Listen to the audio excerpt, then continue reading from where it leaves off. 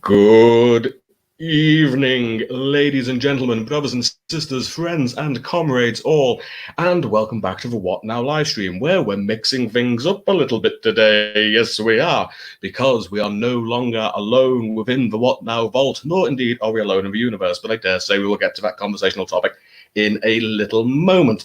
For this evening, ladies and gentlemen, brothers and sisters, friends and comrades, we are joined by everybody's favourite Andromedan. Dal Cecil Runo is in the vault tonight. Hello, Dal. Thank you, Fox, for the moment. Marvelous introduction. I have a spell for you. Oh, and my. You're all mine. Sorry. Oh, well, Sorry. at least for the next 2 hours, that's true. Yes. Well, kind of, because you're going to read for us. So I'm going to... That's true. I'm going to mute, that and then the stage is yours. But yes, for now, you're mine. This somewhat rickety armchair. That's extraordinary. My God, I'm being upstaged within the first 2 minutes of my own broadcast. How wonderful. Well, what a show we have for you tonight, ladies and gentlemen. What have we got in store? Well, we've got opinions. Boy, do we have opinions, don't we, Dal? I think the little audience that we have gathered, you have gathered, because that's not my audience. I'm just invited here. But after my invitation, I think everybody's going to hate us. But here we are. No, they will join us, or they will disappear mysteriously while walking in the woods one night. But for the moment, let us greet those who are with us tonight, this virtual seance. Who have we summoned from the world of Orphatube? Dana Gorlan Wrights is with us. Hello, Dana. Dana, I'm still not exactly there with that. Dana, it is Dana. Spectacular. And you are most welcome, Dana. Love Smiles is here. Hello, my bender-faced friend. The adorable author is here. Hello, Hal. Laura's with us. She has abandoned the elderly to be with us tonight, ladies and gentlemen. I have this on extraordinarily strong authority. There are elderly people that are geriatrics and invalids aplenty, waiting for some food and convalescent care, but alas, Laura has abandoned them for this stream, which we approve of massively. So that is just about everyone we have here for the moment. I'm going to take this cup of tea because that speech rather took it out of me. I announced this to everyone and everybody's grandma, so I am expecting more humans to join us. But if not, well, I have my lasers and alien saucers to, take measures. What? It's because actually maybe that's a good place to start on whatever it is we talk about tonight, because there is no plan. Some people have questioned whether or not I ever genuinely don't have a plan, or if it's like an improvisational comedian who pretends he's making it up on the spot, but it's actually heavily scripted. Dal can attest for you all that there is no plan. I've already abandoned any plan I had. There is no plan, and I am the same in my streams. Whoever has joined my streams, they know that I just live off the chat, and that's it. I don't know what the hell I'm going to do.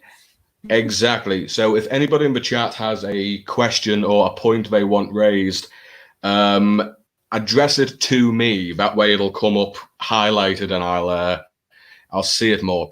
But yes, shall we talk about aliens? Well, you summoned me, sure. Yeah, it's nice to have an insider point of view on this. An outsider who happens to be an insider. Yeah, it's a like we said in the pre-show, a cultural attaché. Yes. All right. is this a fact-finding mission? I don't know. It's going to be terrifying if in 20 years' time an interstellar fleet full of Dals appears in the sky.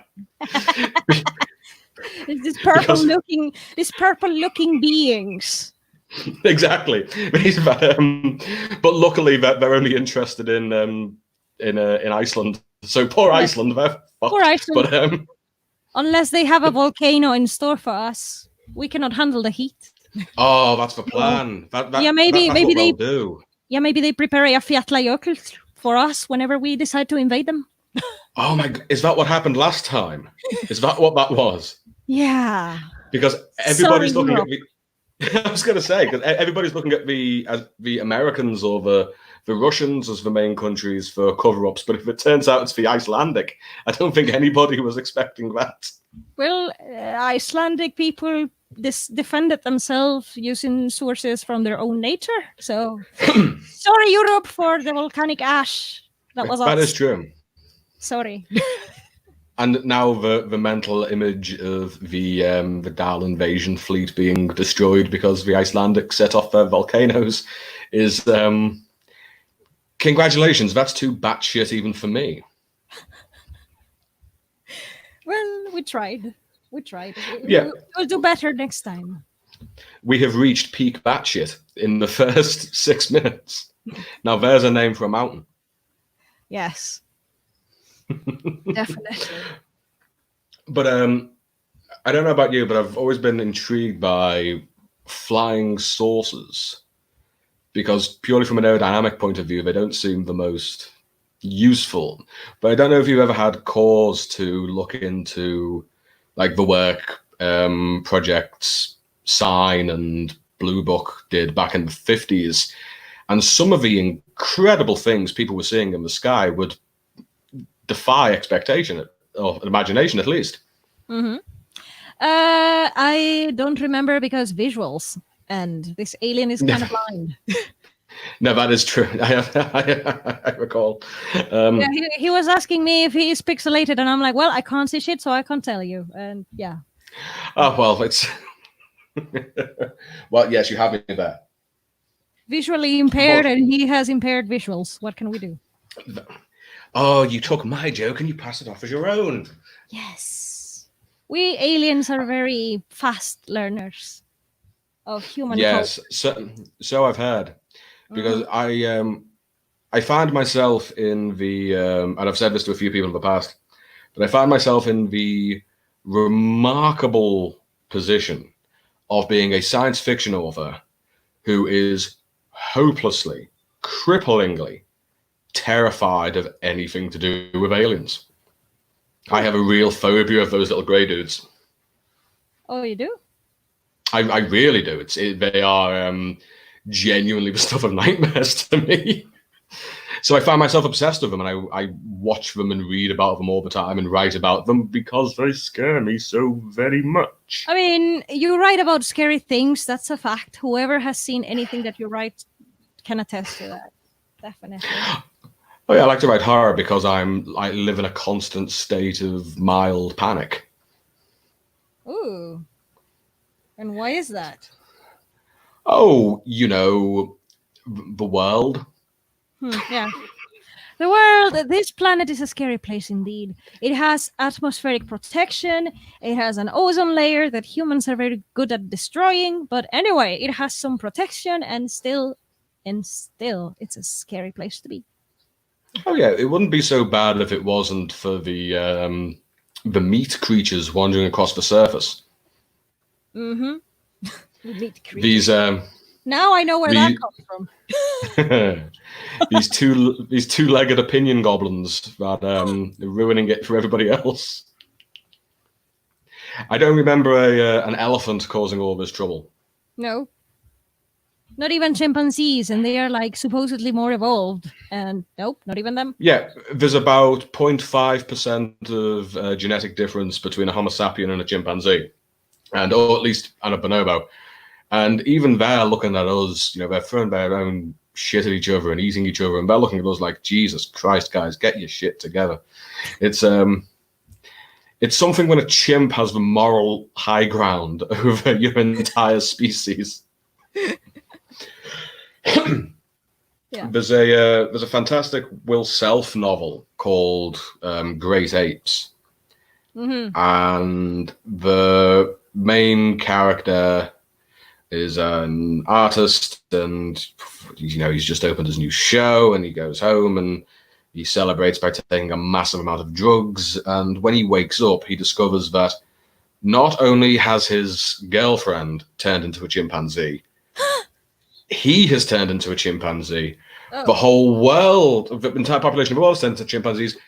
It's that they have always been chimps, and his delusion of humanity was caused by the drugs. He's actually been brought back round. And the novel is him trying to reconnect with his chimpunity. And it's, like most Will Self novels, it is a total mindfuck. You know, it's like this film... Like most of your recommendations, I might add. Yeah, basically I've just become the thing I fear most. Mm-hmm. I've assimilated. But there are it's like there's a popular film series of Planet of the Humans. Somebody shows him King Kong, which has a 60-foot human climbing up the side of the Empire State Building. But what I think is meant to be a running joke, it doesn't quite land as a joke, is that he can still understand what the humans in the zoo are saying. Nobody else can understand exactly what their calls mean, but it turns out that every human in captivity is constantly going, "Fuck off! Fuck off!" Hey, we have someone else in the comments that I did not expect coming. We do. Who is this? We have Dick Moonstruck. Hello I now there. have a favorite superhero. Yeah, hello, we have never met. Hello there, my dear Romanian neighbor. Yeah, is from Romania. I used to live in Hungary, so my neighbor, so to speak. Hello. It's super late over there. You said you were going to sleep, so now I'm a little bit worried. Did you have coffee for this? Thank you. Thank you for coming. How far? I mean, it's 2:10 in the morning here in England, so Romania is 5 or 6 hours. No, 2 hours. Yeah, 2 hours more. So it's 10:04. I thought it was much further along. Oof. No. Well, thank you very, very much for joining us. You're welcome to listen to this. Woof. Well, hang on. Is it köszönöm szépen with you, or is it mulțumesc? Which one? Because I don't know. Maybe you could be of the Hungarian minority. You could be Romanian. I don't know, because we haven't spoken yet that much. So, mulțumesc. Thank you. Thank you. It's an absolute pleasure to have people here. But I told you that I was going to recruit. I was going to recruit humans. I told you. So I saw, and I mean, there's plenty of them to choose from. Also, if you guys have not subscribed to his channel, what the crap are you doing? Do it, or else. But Mr. Moonstruck has a channel. I will. He does. I will keep that marked, and I will have a look when we are done here.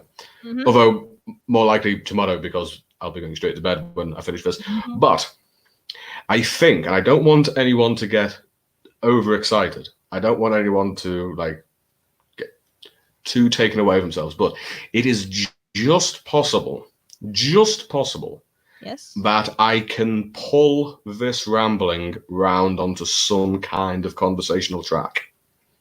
Ooh. It's just possible because Will Self, the author who wrote Great Apes, and everything he writes is of a kind of bizarre J.G. Ballard. In fact, well, he's a close personal friend of J.G. Ballard style. And I read an interview with him once, because if you go into a bookshop, mm-hmm. you will find his books in the fiction section. You won't find them in the science fiction or the fantasy section or the horror section or whatever.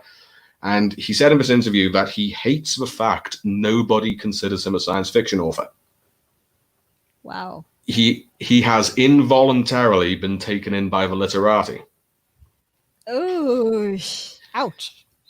Because I think what he writes is generally termed as soft sci-fi, but he writes it with a literary bent. So, given that you and I have spoken at great lengths about the public perception of genre fiction and speculative fiction, do you think then that the approaches to language and the approaches to prose is often a barrier for somebody considering a subject to be science fiction, speculative fiction, genre fiction, etc.? That's a little annoying. Sorry. Which in particular? I mean, this forcing one thing to be something that it's not, and not listening to the opinion of the author on their genre. Like, that's annoying. Oh yeah, I absolutely agree. I mean, I don't know how it is anywhere else, but over here, if you go into the same bookshop, you can find 1984 and Brave New World, the two of the three architectural texts of, that was a hell of a sentence, excuse me, of a dystopian fiction, and they are counted as literary fiction, even though they are much, much closer to science fiction. Interesting. So I think when it comes down to it, because we've talked not on this, excuse me, about people putting these blocks on what is an acceptable way of telling a particular story. And it seems to me, and I'd love your opinion and the opinion of anybody who's in the chat with us, that there is an attempt by publishers and critics of pigeonholing the more fantastical writings and preventing them from having literary worth. Huh. Or so it seems to me. Yeah. Possibly. I usually agree with your opinions, especially when we were talking about like structural preferences when it comes to writing. That's another one. Like trying to box everything into a specific thing and you cannot get out of it because then nobody knows how to categorize your book. Oh god, the industry does so many things to writers and it's so encapsulating sometimes. So they just make everything a lot more difficult and a lot less enjoyable sometimes, in my opinion. I know, I agree entirely. I think it's a comparatively recent phenomenon that genre is considered such a hard and fast definition. I think it might only be from the end of the Second World War, you know, with the rise of popular short story magazines. They started to be more segmented. So you had one magazine which told crime and detective stories.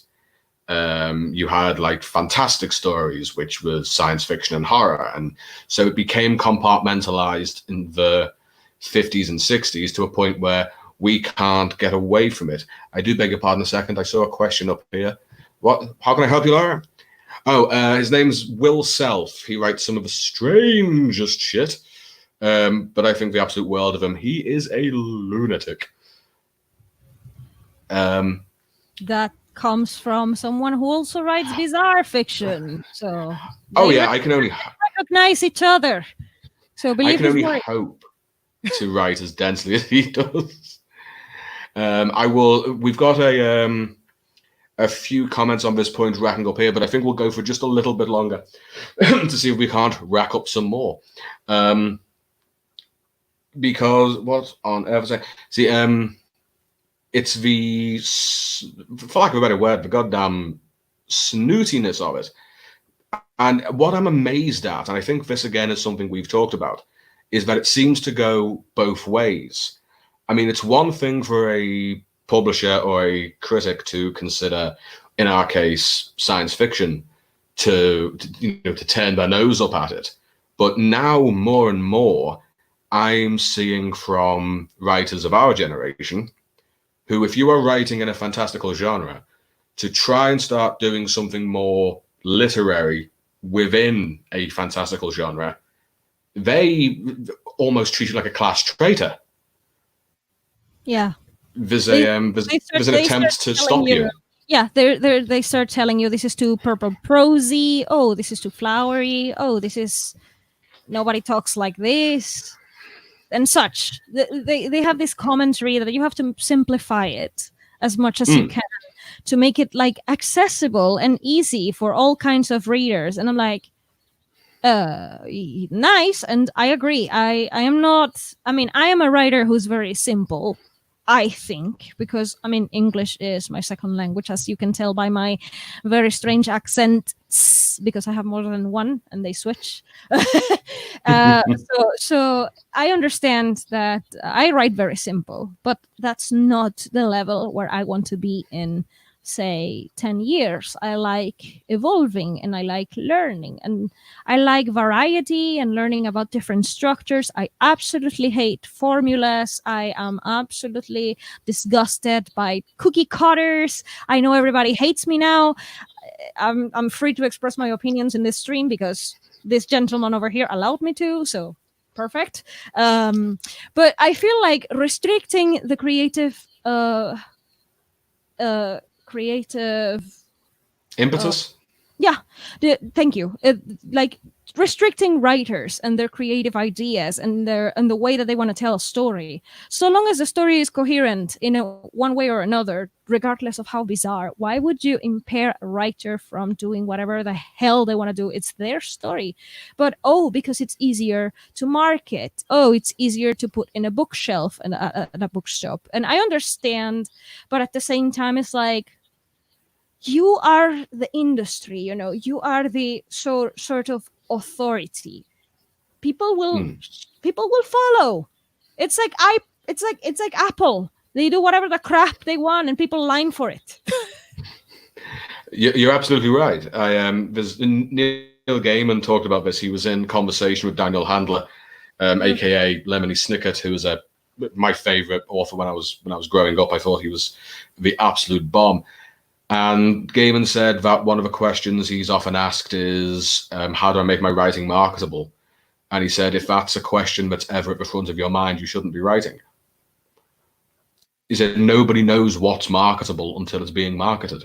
The audience doesn't know what they want until they have a hold of it. Until you show them what they want. I think Steve Jobs was the one who said that, no? Someone else said it. I think it was Steve Jobs. Like, they don't know what they want until you show them what they want. Something like that. Yeah, I think it's a generally considered what's the phrase? It's a Christ, the word has gone completely out of it. Not an epithet, a idiom. I think it's a very common idiom that has been taken on by a number of people down the years, but the sentiment stays the same. Regardless of the area or the time it's said, and it's still true. I went to university with a fella who he wanted to write children's fiction, but no bones about it. He wanted to write for children. I think in America that's called middle grade. I can't quite remember. Yeah, that's middle grade. That's middle grade. Depends. Okay, I can guide you there because please do. My American friends have taught me, because as you guys know, I mean, I am everywhere but America. But you're getting closer. You're getting closer. You're sneaking up on them.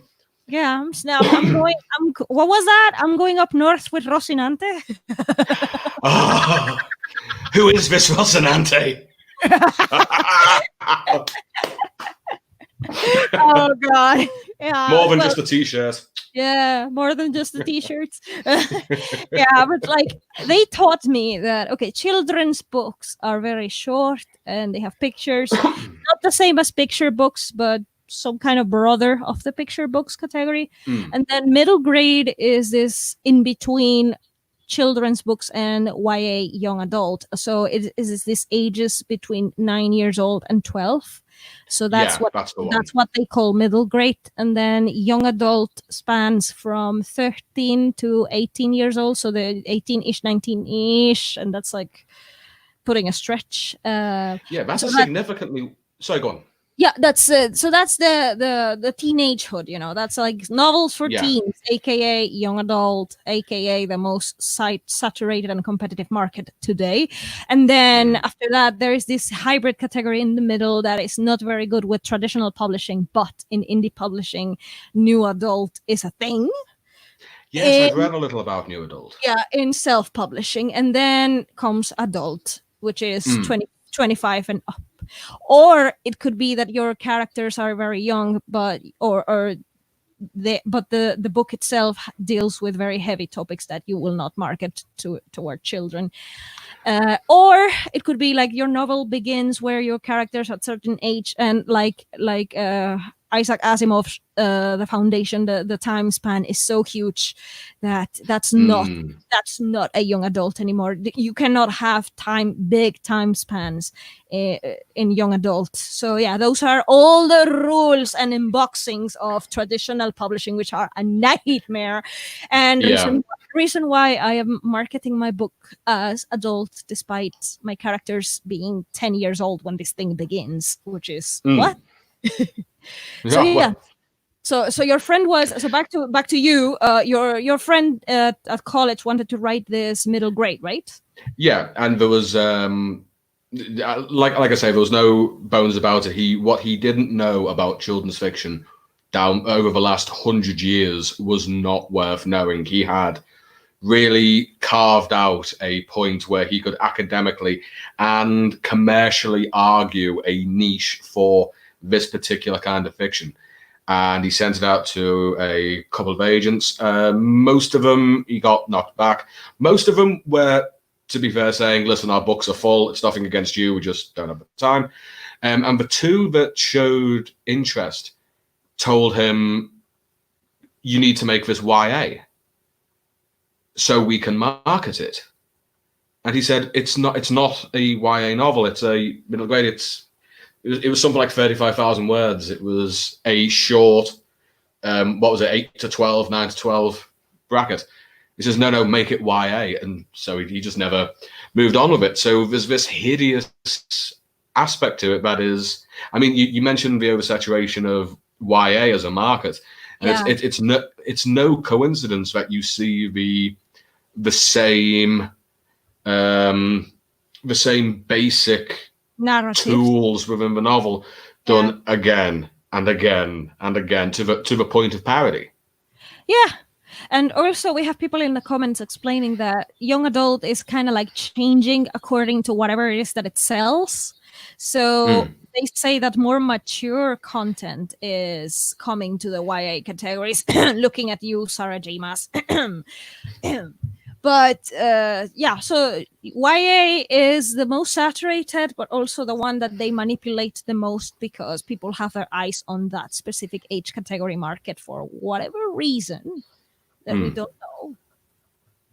And it seems so back to front in logic to me, because if I try to imagine a 13-year-old now in 2020, and then I remember what me and my gang being 13 were like, we're an entirely different breed of people. So in a couple of years' time, who are they aiming at? This seems like a time bomb that will eventually collapse in upon itself. Yeah. But hey, at least you got the multi-billion-dollar movie franchise out of it. That lasted for 5 minutes, but we're not confined to the comments now. I am, we're not confined to my slow typing, but damn, I felt so understood and comprehended last week. I was like, yay, preach! We are unleashed. Incidentally, it's just occurred to me that the second you said they start throwing around accusations about purple prose, and then I just realized that you in your 2D and me in real life are clad in purple. Yes, purple is my usual. You're just camouflaging, and you're being a chameleon tonight. You're being a chameleon. That'll be the name of our cult, the Purple Fraternity. Whatever you say. Shall we dig into the comments, because I have rather neglected it. It was an absolute. Ignore our darlings in the comments. I cannot possibly. There is Mr. Moonstruck. I certainly hope it's a Mr. Moonstruck. I apologize if not. It's a Mr. I just associate Dick as a first name. But then again, with so many, because I don't think Howell's real first name is Adorkable. So I take it with a pinch of salt. I thought I might be. Oh, there's Laura's question. Here we are. Laura says, to be honest, I don't think genre should have to have such clear distinctions. Absolutely right. I think there's more down here on that point. I just think genre is meant for marketing. Everyone likes to label everything and it reduces complexity. I love genre mashup. Yeah, this reminds me, because I've said this before and I'll say it again.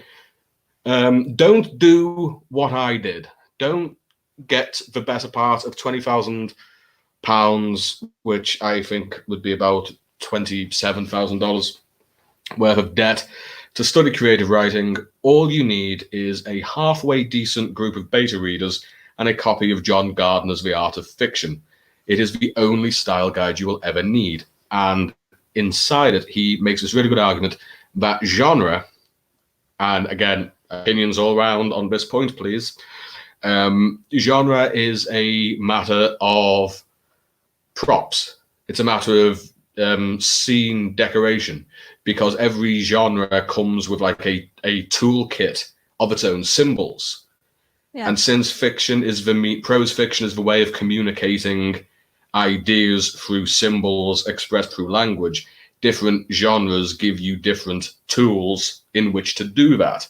So you are events. I never get this right. I'm paraphrasing. Please forgive me, because I think it's a wonderful piece of advice, which is that great fiction comes from the sparks created from the friction of two genres pressed together. Interesting. So when Laura says that she loves genre mashups and thinks genre should be more of a way to quickly describe a story to readers, Laura understands Mr. Gardner's point exactly. Not something authors should be boxed into. Precisely, I am inclined to agree. I agree with Laura, and yeah, that's also true. There's like a little movement where agents are looking for genre blendings, or at least that's what they say in their manuscript wish list. And then you and me bring our little thingies, and they are like, yes, but. Yeah, I am, as you know, I am literally in that position as we speak. Me too. Well, I am a little bit more conventional than you. I admit it, and no shame. Like I said, second language. But but also the type of story that I want to tell, it is a sci-fi, but it is a weird sci-fi. I'm not talking about distant galaxies, because I come from a distant galaxy and I find that boring, because I'm used to it. And so I prefer to talk about humans on Earth and dealing with human things in the future. But that's not the convention that we see in sci-fi. When I say that my story has a space station, and they say, oh, a space opera. And I'm like, not necessarily. No, I know. It's because at what point do you stop breaking it down? Yeah. Because frankly, there should only be two types of prose. There should be fiction and non-fiction. Yeah. That should be the extent of the difference. Yeah, but then they have this snobbery of literary fiction, and it's like, because the prose is in a certain way in literary fiction, and I'm like, okay, can genre writers do that too? No, they can't. They shouldn't. No, don't do that. And I'm like, why not? Yeah, I mean, it's seriously hypocritical, I think, because it's like the most famous ghost story of all time is written by Charles Dickens, but you will never find it in the horror section. You will never find A Christmas Carol and there's some parts in it that are fucking scary. Yeah. But so where do you draw the line? We'll never know. It's no. Tomorrow because we're swimming against the tide. Yeah. We are all of us gathered for this cause. We are all heading north on Rocinante. We are all our own little Don Quixotes, but I would rather be a noble failure, an honourable failure, than a mediocre success. Oh, I'm sorry. I'd rather be this weird alien that I cannot change at all. Like, I can't change who I am to please anybody else, not in that regard. So I'd rather fail being myself than changing to please everybody and succeed. Precisely. Too many good and decent sociopaths went into making me the man I am today. I can't possibly let them down. Well, now that's scary. Dana says, I feel like there was so much between the lines of this conversation. Oh, it's possible we've been referring to conversations that the audience doesn't have a context for. I'll have to bring in some context if that was the case. Laura has a book where the genre is a plot twist later on, so I don't know how to advertise it. Yeah. Place your bets. Laura is writing a novel that the first 2 acts are a Lovecraftian cosmic horror, and the last act is a high school-based romantic comedy. I was going to say that the plot twist is a romance or erotica or something. Yeah, there we are. There we go. Yeah, we're synchronized. I don't know what. Be prepared for the story, because like get used to the combination, because this is like the weirdest thing for me, because short story in the making, whatever, Halloween, and these two voices are going to be together, and absolutely this is better than mine, but okay, you will have to deal with Dal anyway. You cast me. You're the director in this. I just go with what you said. We have a larger comment from Dana here. I was under the impression that sci-fi included robots and spaceships, etc., but each genre has a foundation for what makes that specific genre. There we go. Again, it's a matter of the toolbox. It's each genre just describes a particular set of symbols that can be rearranged, combined, altered, and expressed in different ways to get the point across. I didn't see spaceships and robots in Jane Loudon's The Mummy, but okay. And it's a sci-fi. So this is the misconceptions that the market have placed on the collective. They place this misconception that sci-fi is just pew pew pew and superficial stuff, like, oh, it's about spaceships and robots and futuristic stuff and aliens, hello. But in truth, sci-fi is for me at least, it's the genre where you can find a lot of innovative ideas, what if scenarios. I mean, dystopia is not my genre, but I have to say this because it is a subgenre in the science fiction umbrella, and there's no spaceships. Well, War of the Worlds, but usually there's not necessarily spaceships and robots, and that's just it's like saying that fantasy is just dragons and castles when it's not. That's not true. Yeah, it's such a broad idea, but again, this is what makes me think that an awful lot of it is to do with the compartmentalization of the popular presses from the 50s onwards, because some of it, if you get a lovely, what's it called, ray gun gothic image of a big clanking robot or a death ray or whatever, and my God, it made for excellent advertising, and all those B movies from the time just cemented an image in people's heads, and it takes way too much effort to come over the lip of the furrow. So they start to dredge in further and further. I mean, if I don't want to go off on too much of a tangent here in this particular direction, but what you've just said about the expansive nature of science fiction, and how I'm just going to close for a second because I'm losing sight of my own hands, and what Laura said further up about genre blending. I saw a film recently. It came out about 2 years ago. The Sisters Brothers. I don't know if anybody saw it. It was Joaquin Phoenix and John C. Reilly, I think his name is, and it is. I thought it was a Western. And I kind of like modern Westerns because they're so miserable. And oddly enough, I like really miserable films. But we play 2 bounty hunters who are out looking for someone. But halfway through, I realized, hang on, this is science fiction. Because they're hunting someone who has, I think it was based in the 1870s.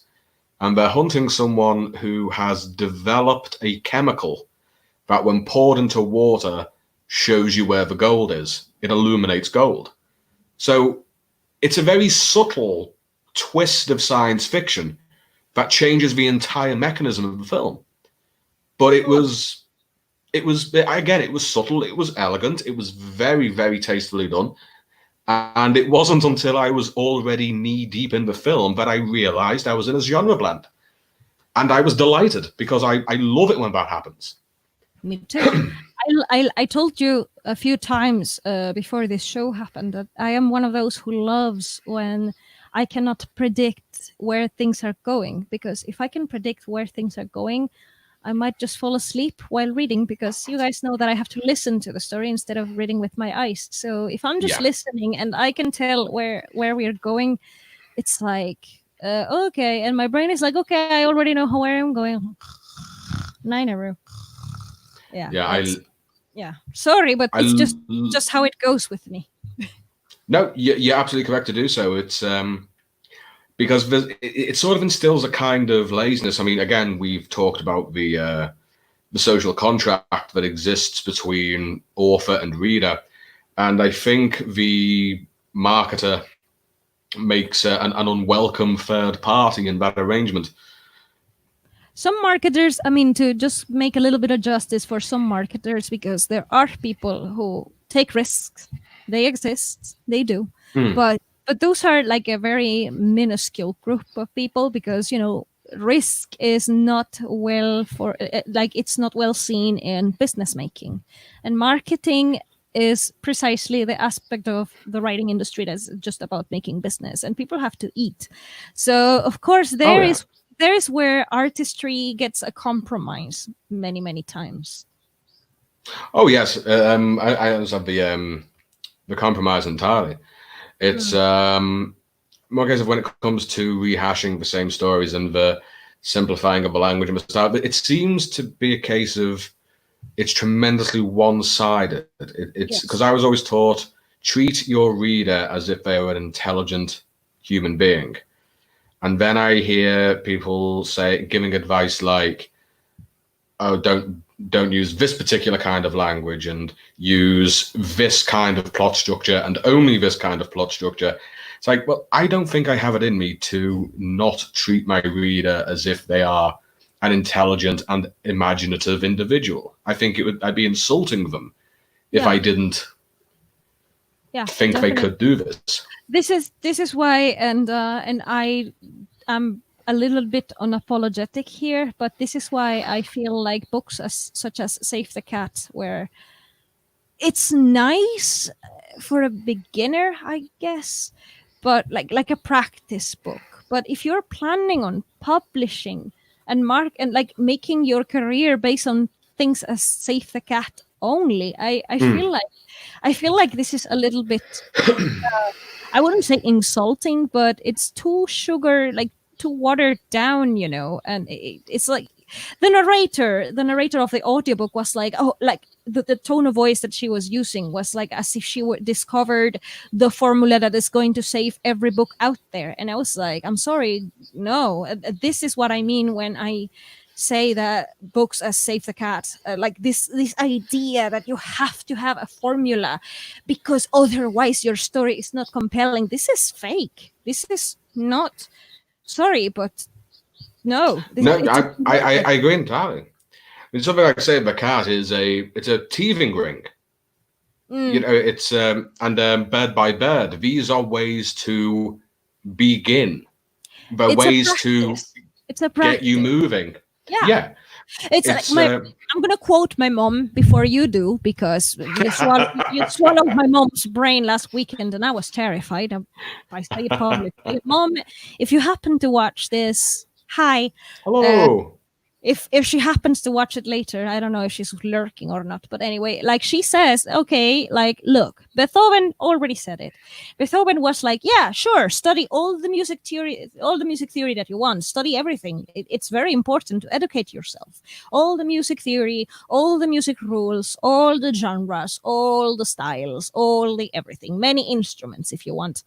You know what? Study all, and then throw it out the window and do whatever the fuck you want. So the great ones said it. So why not writers? And it's absolutely true. There are the potential for the manipulation of just those 26 little squiggles that we call the alphabet is limitless. The Latin alphabet. Quite right. Sorry, I have a character who's Georgian, so yeah, Georgian alphabet is a nightmare. Sorry. That's fair. But it's limitless. And the very nature of doing it creates new potentials. I am concerned by this Orwellian trend of, and I don't actually think it's actively Orwellian. I don't think there's a grand conspiracy. You know, I don't think there's a shadowy organization that's deliberately trying to turn culture down. I think it's a passive kind of thing. It's sort of like a stagnation, and it because you can push against it every now and then, something will turn up that changes the rules of the game, and you can tell because all of a sudden everybody else starts doing it. The fads we move through, and suddenly everybody else is doing it. In the 90s, there was, you couldn't move for stuff to do with angels, and then the vampire thing started, and you couldn't move for vampires and paranormal romance for so long. I don't know what we're on at the moment, actually. I don't know what the current one is, but it's somewhat insidious. I have just realized that Ava has joined us. I'm terribly behind on the chat. Hello, Ava. I have seen more names. Adega is here. Hello, Adega. That's one of my sci-fi fellas. So nice to have you here. Precisely, Adega. Very nice to have you here. It must be down here. I'm sorry.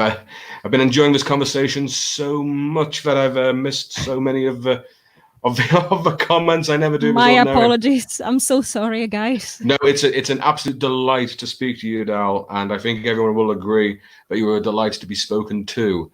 There was a comment further down, though, that I want to touch upon that, because we have a romance author in the comments, and we don't want to, by any means, we don't want to diminish the genre of romance, where she pointed out that romance has to be predictable at least a little bit, because that's one of the genres where things are a lot more. It's not cookie cutter, but okay, there are genre expectations in romance, and if you don't meet them, that's not a romance. And I totally understand, because it's a genre where people look to escape into a happy ending, and you totally have to have a happy ending. Yeah. So that it's is this Ava's comment? Yeah. Yeah, here we are. It's and I agree. This is one of my biggest lessons, because my first publication, this is why I can call myself an author, was a short story romance where I was absolutely not following the rules, and this got me into some trouble, and I recognize it, and maybe it's just not the genre for me, because I like going on tangents and ways that are not expected, and oops. So yeah, big oops. Not every genre has this aperture, I would say. That's not the right word, and I apologize, but like not every genre has the variety or like the openness as sci-fi and fantasy sometimes do. So yeah, that's something that we recognize, and I absolutely respect. So whatever I said is not against any genre that has like more strict normativity to follow. I'm sorry. I that's my disclaimer of the night. I'm so sorry. You don't have to apologize. I think we understand. Yeah, I'll throw on something of my own about. I think it's fair to say that our argument is not a superiority of particular subjects, rather that there should not be a boundary put on any subject anywhere. If you see what I mean. Yeah. The human imagination is big enough for all of it. We are not trying to throw out anything, just make room for more.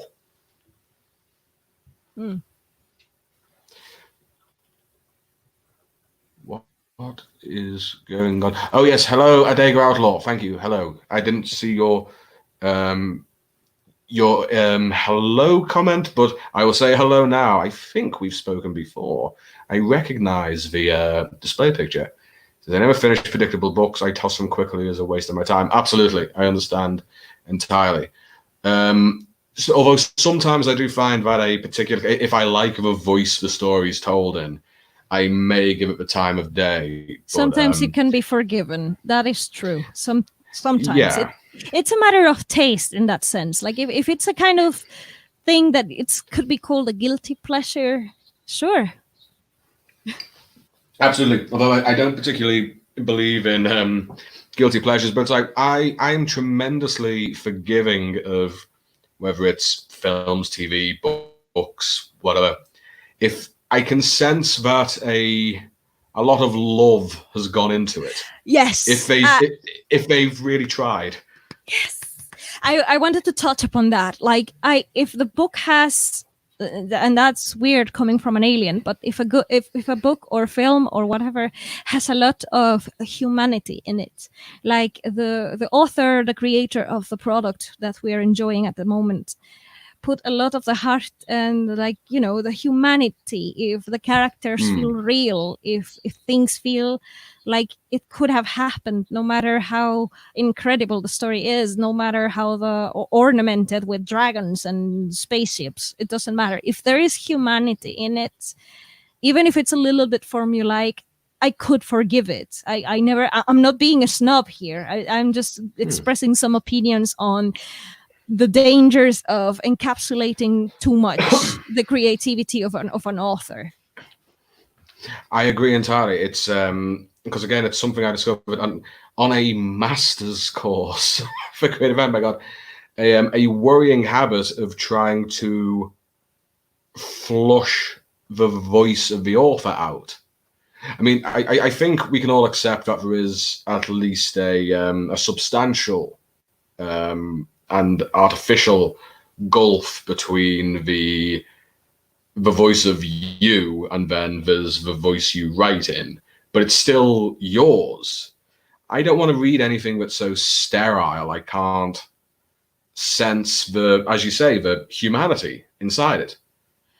That's Mom's complaint with a lot of recent books. I mean, she's older than me. She has read a lot more than me. She can see, I can't. So she clearly has an advantage, many advantages. So my knowledge is a little bit limited, and I hope that it will change as the years go by, because I am always looking to learn new things. But this is Mom's complaint, that a lot of things feel a little bit canned lately. Like, too much like encapsulation, and at least for her liking. And she says, if the story doesn't have a human thing in it, I'm not having it, sorry. And so she is being a little bit more harsh, but I agree with her too. It's not an unfair assessment. There's a great line of George Orwell's where he said that behind any sufficiently well-written piece of prose, a face should appear behind the lines, and it need not be the face of the author. Almost as if the voice within a book is its own spirit.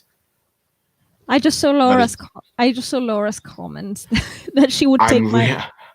No, don't worry. You can check it. I can read your comment, Laura, because I just saw it and I was like, thank you for that. I mean, I saw one of the reviews that I got for my story. You know, writers should never look at the reviews, but I am stupid and I'm always looking to learn. So strangers on the internet are a lot faster at throwing commentary on things, because the reality. But Laura said that to be honest, Romans is too formulaic for me. I feel like I would prefer Dal Cecil Runo romance over the structured one, at least after a while. and that's so sweet of you. I mean, after the review that I saw, I was like, well, I was going to work on my second romance short, but maybe not. And I dropped it. And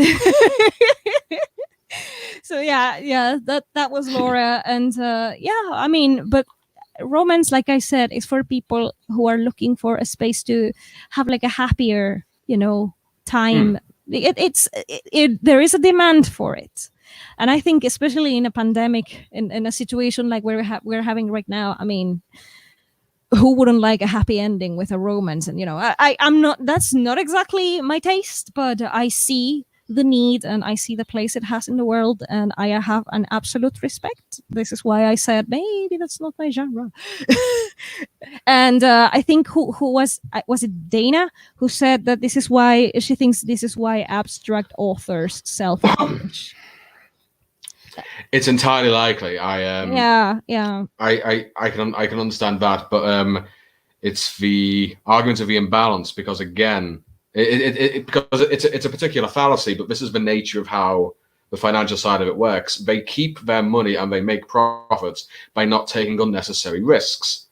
Okay, Yeah. that makes perfect sense. It's like it is what it is. It's gambling, but but they will never know what they could possibly get by taking a risk on something, because, as we've said, the audience doesn't know what they want until they get it.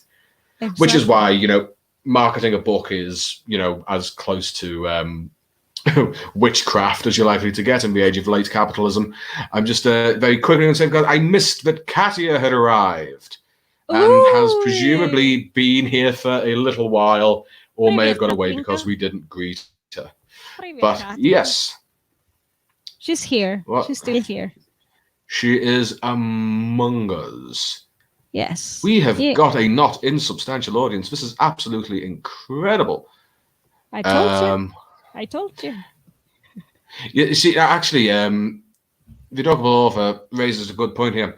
I actually like bittersweet romances. I'm weird, but I like bittersweet stuff, unless it's chocolate, that's a sin. Okay, apart from the chocolate bit, which is true, but not to do what we're talking about, that is, strictly speaking, a case of genre blending. The romance with the unhappy ending. Yeah, and because the rule that, because I was working with the disability and romance anthology authors, so I was in that specific group. Not self-plug. I'm going somewhere with this, and I promise. Plug away. No. There's no rules here. This is what now, for God's sake. No. I have self-plugged enough, and so I was working with the coordinator for this anthology, the lady who made everything possible, and she said the only thing that you have to keep in mind is that you need a happy ever after or a happy for now. So that's like the only constraint. I'm not going to restrict you. Be creative. Do whatever you want. It's an anthology. You are a first author, like a first-time author. It's okay. It's okay. You are among your kind. I mean, everybody has a different disability here. Everybody is writing a little bit of different. There's like it's not the usual romance, because you're having a protagonist that sometimes could be seen as a turnoff, because yes, I have seen that in some comments that people with disabilities are an absolute turnoff, and I was like, well, okay, that's your opinion, but that exists. And so we were a little bit more open about what can go into the stories, but the only constraint was that it has to be a happy ever after or a happy for now. So I agree with you that bittersweet romance or unhappy romance, like unhappy ending romance, is a sort of genre blend with, say, contemporary, maybe. I really like the phrasing of "happy for now." I'm a fan of that. Yeah, it reminds me of, it's more realistic. It's more realistic. It's like the whole I'm immortal until proven mortal. Yeah. But it reminds me of Orson Welles had this thing where he said that the story never finishes. It's always going on. You just have to choose where you end it. And depending where you choose to end it will define the tone of the book as a whole, or the film in his case. Interesting. So there's an awful lot to think about, and again, I think it bears repeating that when we're not arguing for some abstract, surreal, or postmodern supremacy, we're just worried that there is a closing in when we should be opening and everybody in. There's room for everybody to write their story. It's surrealism snobbery is not the revolution that we're going for. That's not what that is not what we're. Unlike Andre Breton, who literally wrote the Surrealist Manifesto and was one of them. Fantastic artist, despicable bigot. Thank you. I will not read that one. Oh, it's a bit. Well, his name's on it. It was like a load of other artists, but he was like the big name, and yeah, despicable human being. Great painter though. Right, we are, ladies and gentlemen, Top of the but hour. Yeah. yes, we are. Who, if anyone in the audience, is ready for what now is book at bedtime? Because I have received an original short story, and as I am wont to do on this channel, I am going to read a little something, and then we will continue with this absolutely fantastic conversation. That is. I'm glad you like it, and of course, I mean, I'm going to be the first to raise a hand and say, "Who doesn't want to listen to that beautiful voice?" I mean, shut up, Dal. Oh, bless you. Oh, hang on a second. We have a few communications just before we do so. Love Smile says, I'm trying to listen and my wife's damn dog is in my lap licking my whiskers. Dog breath is very distracting. Yes, it is. It really is. I remember the sensation. And Adega Outlaw says, if an emotion can be created, elevated, or manipulated in a reader, the author has done well, regardless of the size of the audience. And in that single comment, you have summed up what we've been trying to get across in an hour. He's very smart. He knows how to concise things in a precise manifesto. So when the revolution comes, Adega will be the spokesperson. Of course he will be. Well, no. You and Adega together. They'll translate what. I'll rant for an hour, and here comes the dull joke of the stream, because I am stupid like that. But if ever there's a collaboration between this gentleman in camera and Adega, I think I will be heterosexual for as long as that collaboration lasts. I like the idea of time-specific sexuality. You could separate. Sorry. Right, synchronize watches, and we're straight. Right, guys, we've got an hour. All right. Sorry, that's amused me. It's like a heist movie. They've got 45 minutes. Oh, that's rather tickled me. But I'll tell you what else tickled me. Mm-hmm. My very, very, very good friend Chris Hagen, otherwise known as Burrito Chris. That name always makes me hungry. Absolutely. He isn't with us right now because here in England he has gone to bed at a reasonable hour. But he is one of the weirdest little writers, and he's one of my absolute most favorite people. I love him very dearly, and I hope that he will watch this on a replay and read it. He sent me an original short story. Now, I'm going to try and get through this one without giggling, because it is odd. It's odd, and you know how I feel about odd.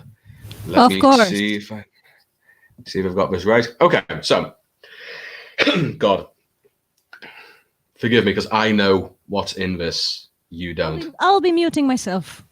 Oh, not a problem. Right. Okay. So this is called I Am Horse. My name is Fudge, but that is my domesticated name. In the horse tongue, I am known as Eater of Many Hay, a lordly title for a stallion. But I wasn't truly aware of this difference until my enlightenment. A bipedal hoofless horse called Jen took care of my livery, fed me carrots and hay and apples, and used a big fork to clean up my impressive hills of shit. In exchange for the hay-giving and shit-picking, I allowed her to ride upon my back.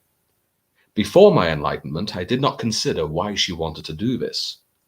My existence was enough reasoning. I was me, therefore she wanted to hop on. I have never been so correct about anything in my life. It happened on a blood moon midnight ride on a woodland track, though I had no reason to care about these details. The moon was not me or bits of sugar. Perhaps the planets aligned. Perhaps lightning struck us. One moment I was a horse like any other handsome horse. The next moment I was handsome and aware. Jen and I were bonded. Our souls knotted together, and I knew everything she knew. There was no point where one became the other. We were something new. For 3 strides of my gallop, the sensation continued. I ran, looking through 2 pairs of eyes at the dirt path before us. There was more. I saw memories of being a 6-year-old not horse, getting ice cream on my face and laughing at SpongeBob. I was also a 6-year-old horse, pissing on a fence and chewing on a hedge. I was a foal galloping in a field, and off sick from work in bed watching Murder, She Wrote. After these 3 strides I stopped, forcing Jen to bear down of her thighs and give the reins a blistering grip to stop her flipping forward. Our souls untied, but I remained enlightened. What was that? Jen gasped. I lifted my head and snorted at the moon. Back at the stable, she took off my bridle and saddle, then brushed me down. She stroked my head as usual, but hesitated to take her hand away. She expected something.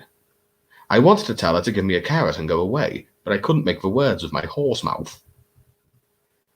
When she left, I lay down on the straw. Instead of sleeping, I spent the night reliving the awkward moments that comprised most of my new memories. Leaning in for a kiss, the would-be recipient leaning out of the way, vomiting in front of a school assembly, whatever that was, and, most vividly, accidentally shouting out an answer during a quiet pub quiz. The next few days were a haze. I tried to figure out who I was and how I fit into a cold universe I had only known since the night before.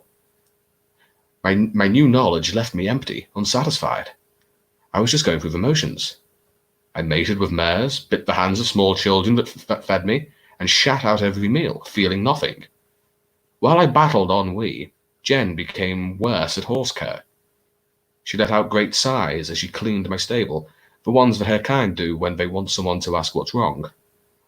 While lunging me in the arena, she repeatedly dropped the rope into the weird stuff on the floor that isn't quite sand or soil. Most annoying of all was her new habit of trying to hold eye contact when she fed me apples. It was as if she were trying to project thoughts into me to tie our souls together again. She walked away with her head down. Something had to change, shake up our relationship of horse and thing that lives to take care of horse. Learning to live with substandard care was unacceptable. I concluded that the only solution was to spoon Jen in the night. Examining my Jen memories, I found that before she came to the yard, she slept every night with another apple giver that held her from behind at night. The more I thought about it, the more I ached to spoon and to be spooned. Ideally, we would bring another enlightened horse into the relationship and form a chain of spoons across an improbably wide bed. But as I waited that night for the noise of the stables to quiet, I accepted that ideal was not practical. I nosed the latch and snuck out of my pen. I followed the light in the farmhouse's highest window until it before it went out. Memories told me that Jen often forgot to lock the front door on nights when she drank. I turned the handle with my teeth, grateful for whatever was pushing her to whiskey. In the dark of the kitchen, I stopped. The urge to shit was heavy in my guts. But for the first time in my life, I fought against it. The sensation was nothing I had ever felt. I twitched in discomfort. I was a different horse now. I was part human, and overcome with a desire to shit into a toilet. My Jen knowledge revealed that the downstairs toilet did not flush properly, and that is currently reserved for wheeze only. I reasoned that this would not be an issue once I got what I wanted. After my shit, I would spoon her, and nothing else would matter. I nudged open the door under the stairs with my face. I turned around, knocking a number of trinkets off the kitchen table, and backed into the void under the stairs. The floor creaked against my weight. I kept going until the far wall pressed against my rump. I stood half into and half out of the tiny room. I folded my back legs and sat on the toilet. For a brief moment, I was entirely human. My arse pressed on the cold plastic of the seat. I was a large Jen, a huge horse rider, ready to empty my bowels into the middle of a cold night. Even without a phone to look at, I felt a rush of emotion, and then the toilet shattered beneath me. The porcelain smashed, the seat snapped, and I sat atop a pile of shrapnel. Somewhere a pipe burst and water sprayed everywhere, pooling in the kitchen. Lights snapped on, illuminating a messy room. Smashed crockery, broken bottles, and a photo album floated on toilet water. Jen stood among all of this and stared at me, mouth open, the cuffs of her pajama legs soaking. She made a series of noises. I got on my hooves and shook my head, trotted into the room and knocked over a chair. Jen looked from me to the toilet and moved her hands about uncertainly. I realized I no longer needed to use it. My dream was realized. I went to the foot of the narrow stairs and tried to make a suggestive face. "Oh, fudge," she said. "Fuck off." And somehow I knew that we never needed to bond again.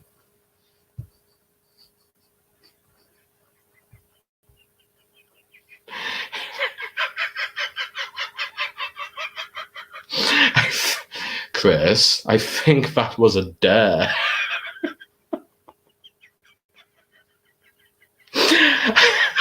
I think it was a dare to read that on the air. Well, I win. I'm so glad that the StreamYard includes the ability to mute yourself, because I was laughing my butt off. Oh, it's such a Chris story. I wish I still had the one about the goldfish. It was, actually, there's a lot of animals in your stories, Chris. I've just realized. Oh, dear. I think this is. I think this is like a very fitting, so very entertaining. Yes. Oh, I have absolutely no regrets, particularly because I had nothing of my own to share. So, needless to say, the What Now book at bedtime is still open for submissions. No subject or genre too odd to be read on the air. There's no restrictions. You never there are know no what restrictions. We will very definitely practice what we preach. Yes. And the emblem on our flag will be an existentially confused horse.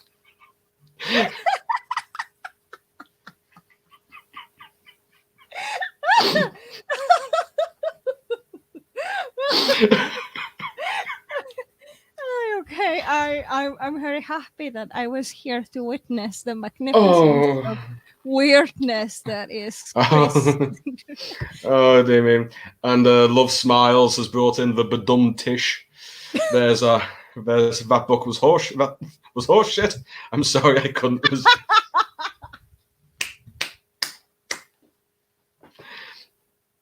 No judgment here. That's the whole point of What Now. There's no judgment. No judgment. Everyone is welcome. Well, I was somewhere between Vegas and Somalia. No judgment, no rules. What a terrible thing to say. What happens in What Now Vault stays in What Now Vault. What happens in the What Now Vault may not actually have happened. Or happened in several planes of existence at the same time. Well, that happened, and here is the £1,000,000 question. What the fuck were we talking about? Precisely, not encapsulating stories in genre. Chris is sort of... I have to name one of my clairvoyants after Chris, after this magnificent, fitting story. Whatever this was. This is about, given what we've been talking about, that was the perfect story to illustrate the point, because I defy anyone to tell me what fucking genre that was in. Horse erotica.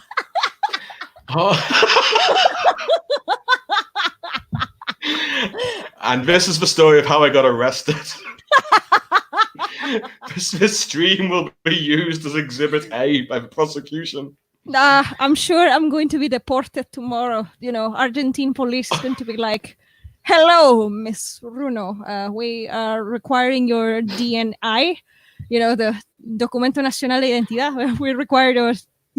Yeah, so please, if you may, we will escort you to the airport right away tomorrow. On what charge, officer? You know why. You know what you were doing. We know what you were doing last night. I got a second. We have things here. Laura asks, Chris, this is your moment, buddy. This is your moment. People are debating your story. Did breaking the toilet ruin the relationship or save it? Who knows? 10 out of 10, though. Laura knows how the game is played. I always go to pronounce Laura in the American accent, and I will not do it. I will not say it because Lara is its own name. Famous, it was from famous Mr. Ed. Famous Mr. Ed goes to Vegas. For what I said, the title of it was I Am Horse. I don't get the ending. Neither do I. It's Chris. It's Chris. Horse wanted to shit. Yeah, it's Chris. we're a duo. You should totally call him to stream with you. I'd love to. I'd have to do it earlier though, and because again, he is a reasonable person and goes to bed at proper hours. Yes. He's not like us. Then for this witching hour streaming times, I suggest you should also call Miss Sako to me for more occultist oriented streams. Yes. She's more open about it than I am, but yeah, she was just throwing tarot cards last night. So yeah, call her. There's another occultist writer in our midst. Yes. I need to meet this person. Join us on Tuesday for the AuthorTube karaoke and enlighten and delight us with your voice, and she'll be there. This is who you do. Right. Keep me posted. Yeah, I mean, there are pagans on AuthorTube. I'm hanging out with the pagans. I mean, that's why I'm here. This is my favorite. I'm so lost, I would have to burn the forest down to find my way out of it. Okay. The trees here don't burn. They just judge you when you try to set fire to them. From what I understand, particular American accents pronounce Laura as Lara. And it's always on the tip of my tongue when I go to address you. If your horse clear for here. Oh, the puns everywhere. Puns everywhere. I like to think that What Now caters to a very broad audience, because here we've gone from very sincere literary criticism to that story, and now we're on horse puns. It's all here. It's a one-stop shop for whatever it is that happens. Yeah, mirth, madness, maladies, and misanthropy. All the M's. And macabre, you forgot macabre. And macabre, that's another one. They're all in tonight. I just can't. No. I'm laughing too much.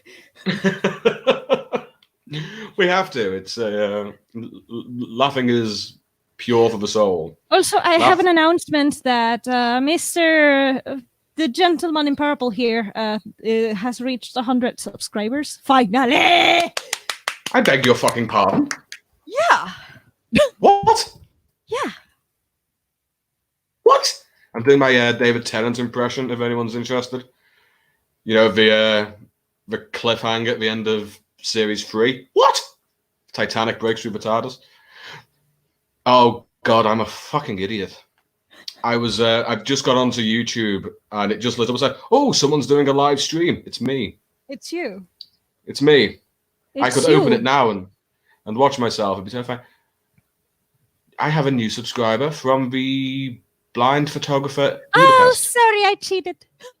You cheated. Oh, it's fake. It's me.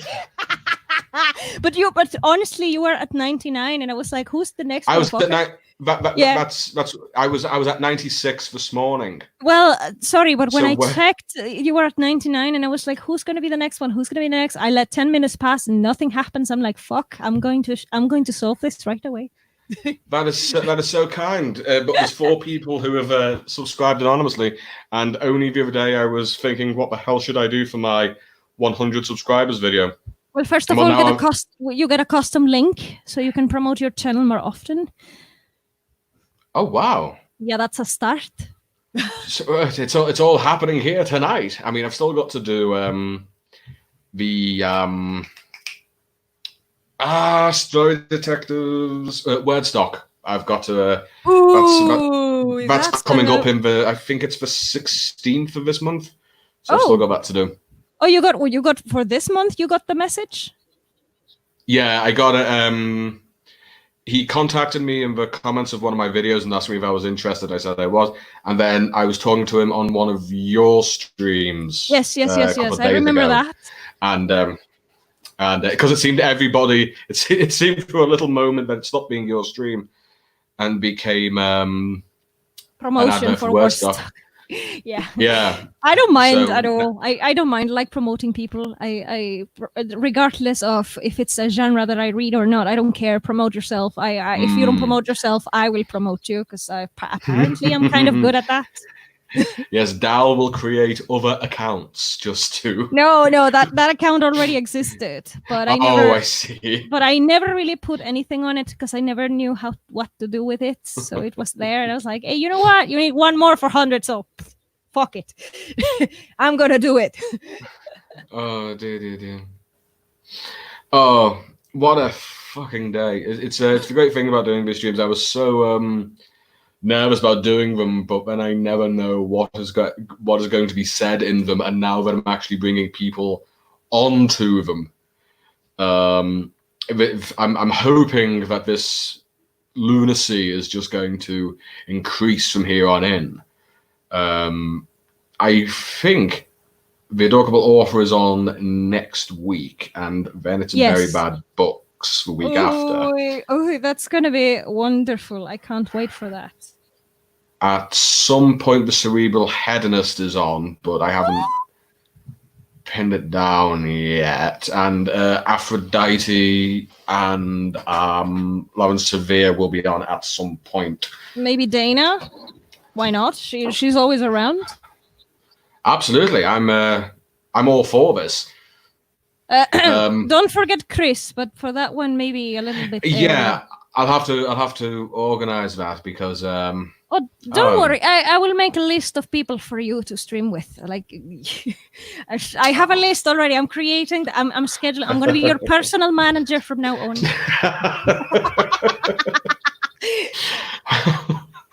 I mean, I was the one who was hey. I was like, hey, I like your voice. Can you read this thing with me? Yeah, thank you. We'll make it sound 100 times better than whatever the crap I wrote. So yeah, you're going to read with me. And lucky me, you said, yes, you're so kind. And I was like, yeah, this guy's nice. I'm so delighted.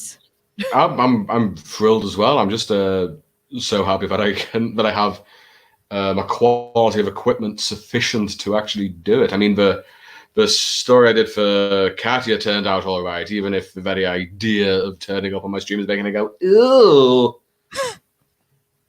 Oh, God.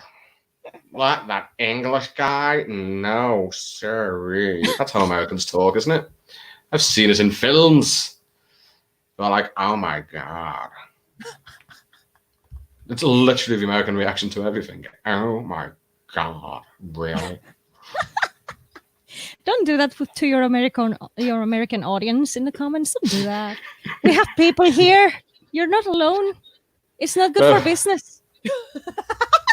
I think it's so obviously pantomimical. It's beyond the position of causing offense. Anyway, the day I read an American novel that acknowledges there are more kinds of English accent than the Queen or Dick Van Dyke and Mary Poppins, then I will back off. Honest to God, Harry Turtledove cannot write an accent. Can you do that again, please? No. My lawyers say no. Oh my God, I don't do that. It's like, no, stop it, no. Stop it. Oh my God. I can't. Oh my God, did you see what she was wearing? I can't believe it. Oh no, that's so not in. Oh no. Well, I'm not talking to you. We're at the mall and oh my God. I can't believe it. Oh no, I cannot with an American accent. I will always have this foreign thing about me. No shame. Like I said, the only American accents I can do are Britney Spears. cartoonish. Britney Yeah, Spears. And it's Britney, bitch. That was Riff Raff from the Rocky Horror Picture Show. That was scary. What have we become? What has this stream become? What is this nonsense? I think it's time. I think it's time for me to open a portal and jump into the other side, or whatever side I jump into. I don't know. There are so many possibilities. The other side of what? We don't know. Another dimension. Oh, we don't know. It's just this is one side, and we'll find out what's on the other. I don't know. I think it's time for me to astral project myself somewhere else if I continue being so ridiculous and ruining the show for everybody. You've seen my content. Ridiculous is literally my raison d'etre. We occasionally throw in high culture, but mostly it's very, very silly. Oh dear, the other side of what now? The other side of what now is whenever. Or why not? Yeah, the other side of what now is why not. Oh, look at the comments. Oh, Katya, you're being I know. Burn, baby, burn. She said I sound like Minnesotan. I don't think so, but okay, that's the state where I want to move in, so what a coincidence. Since my joking around of accents has caused such a ruckus, I will stick to RP and the Queen's English when I say that Laura informs us. I've been told I sound Southern, British, and Canadian. I have no clue. Sometimes you have like you have like a Scottish twist to you sometimes. Who, me? Yes. Yes, I would dearly love anyone in the world to tell me what a British accent is, because Britain is composed of 4 countries. Definitely not Welsh. Oh no. Well, I've got a bit of Welsh in me, it's what's be said. Oh. My grandma's from North Wales. Comes out when she's drunk. Oh gosh! I mean, the little biological Celt in me is kind of happy to witness this. Like I said, I'm a Celt, not a Saxon. Is the argument? I think it comes across in a lot of my writing. Yes, I am not an Anglo-Saxon. I am a Celt. I mean, there's part of the northeast of England that is Scandinavian by descent. Because the Vikings were there for so goddamn long that they were just eventually, they didn't leave. They just were absorbed by the growth of the Kingdom of England. Yes. So, I remember this from Irish history too, because it happened in Britain and Ireland as well. So they just got there and they wanted to be more local than the locals, and there they go. There was about 300 years of just kicking the shit out of each other, and we thought, you know what, it's just easier if we just stop. And that's it's much better if we get along. Yeah, and that's how Harold Godwinson ended up getting killed, because I can't remember the name of the Viking leader who invaded Northumbria in 1066, but he wasn't supposed to. He just decided to raid England, and they weren't really doing that anymore. So it was a bit of a, and because of that, he was so tired when he got to Normandy, he lost the battle, and we became Norman, and picked up really weird things like hereditary monarchy. I don't remember the name either, because I suck at history and I'm not very good with names. I think he was called Harold as well. That's a Viking name, isn't it? Maybe Haken? Something like Hopkins. That. Harry Hopkins, the Viking. Oh? I don't know. Me neither. I'm desperately trying to reach through the ether and find the meagerest thread of a conversational line to try and pull us back towards it. We can talk about the bizarreness that it is to your text. No spoilers, no spoilers. Or talking about the other side. Quite possibly, Laura. Quite possibly. The which text was that? Sorry, I was just replying to Laura. Which text?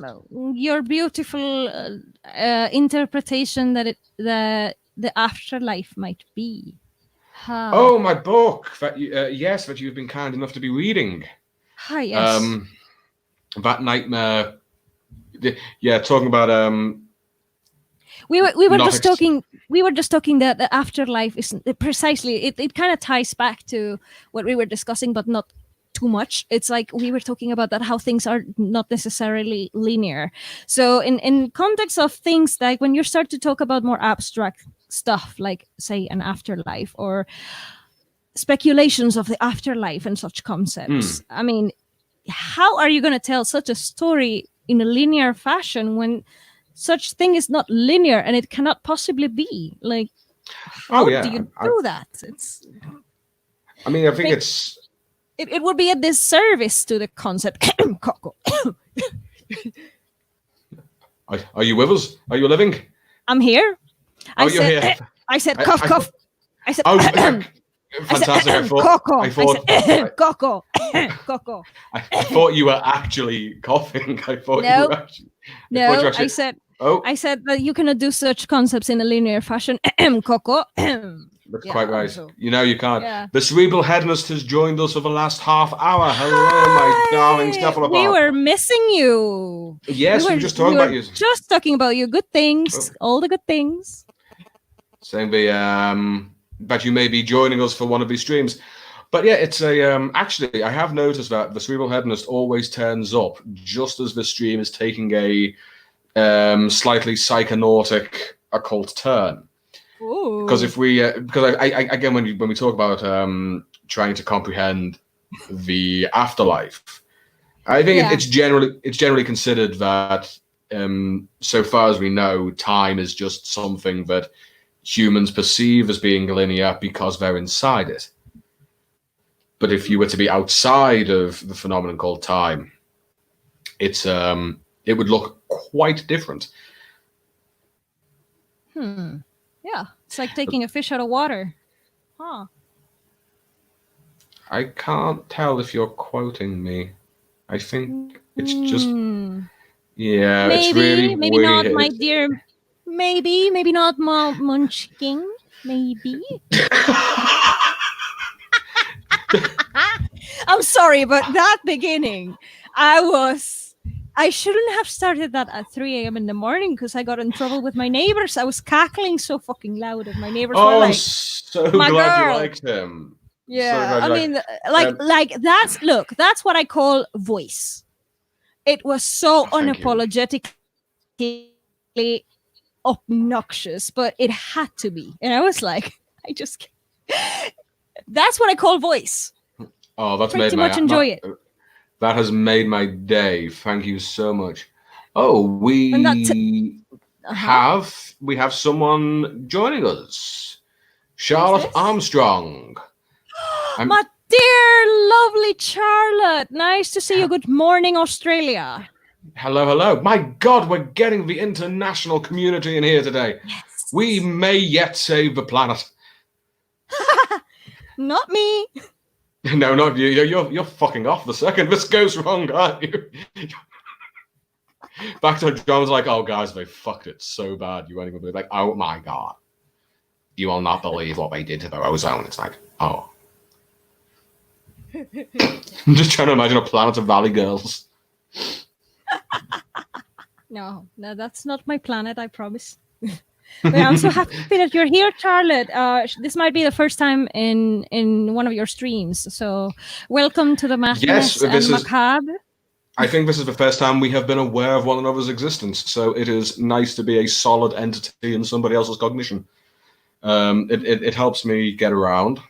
Basically, I'm just relying on more and more people to believe I exist so that I can maybe leave the house. We have more than 10 people watching this stream, so I consider that I have done a great job. You really have. Oh, Dana is saying of Wiedersehen. So long, Dana. It was absolute delight to have you as ever. Do Thank not you be a very much for stranger. being here. Thank you, Dana. Have a nice evening. But yes, it's peculiar how the majority of cultures that have a concept of an afterlife comprising of a damnation or a salvation, they all seem to have a much, much better idea of what constitutes damnation than they do with salvation. As if the idea it's because I don't know about you, but if I were so inclined as to believe in hell, it would be in a sort of Room 101 scenario of a very personal hell. But Yes. but a personal heaven is harder to imagine. I think this is because a lot of human human existence is driven by fear. Yeah, because to cards on the table. I don't believe in an afterlife. I'm not so so intellectually inclined in that direction. Oh, and Very Bad Books is leaving us. Katya, an absolute pleasure, darling. With any luck, we will speak to you soon. So long. Paka, Katinka. The I have forgotten what the fuck I was saying. You were saying that you don't believe in an afterlife. Yes, but what? Yeah, but why was I saying that? I can't remember the point that went with that. That was a clarifier for something I was about to say. It's kind of strange that someone is writing about an afterlife, but you don't particularly believe in it. Oh, the idea intrigues me. That's it. Because the human brain can't comprehend its own non-existence. It's like if you have a dream that you are about to die, you will wake up before you do. And that's not because your body has had a physiological reaction to a fight or flight mentality. It's because your brain has had to stop the simulation because it can't compute death. So I think I'm more than willing to accept I might be wrong. It's just there's only ever going to be one way I'll find out. There's only one certainty, and I will find out one day.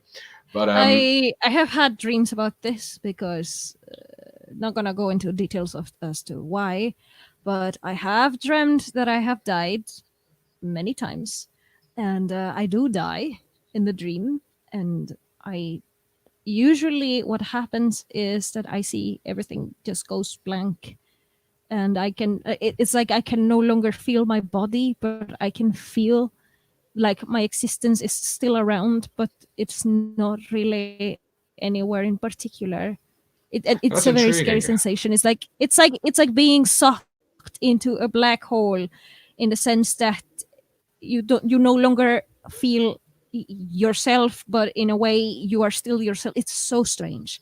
So that was one of my dreams. In the other one, it was more like my usual ideas about astral projection is that I died, and then suddenly I was floating away from my body, and I was desperate to get inside my body again, but I just couldn't, and I couldn't wake up, and it was alarming. So I have had some dreams, but I do agree with you that these dreams might be wrong. It's just that my brain is a paranoid who likes to scare me, and I have plenty of nightmares to make books about. So that's an intriguing description. And again, cards on the table. I do not make any pretense of having answers. I don't think that I'm right. I don't think I'm right. I can only ever speak for what conclusion I've come to, and I distrust people who are certain. If you see what I mean. I am sick and tired of people who use spirituality as like a clear and defined concept for giving people answers to whatever problem with their love lives they have. I hate it with a passion.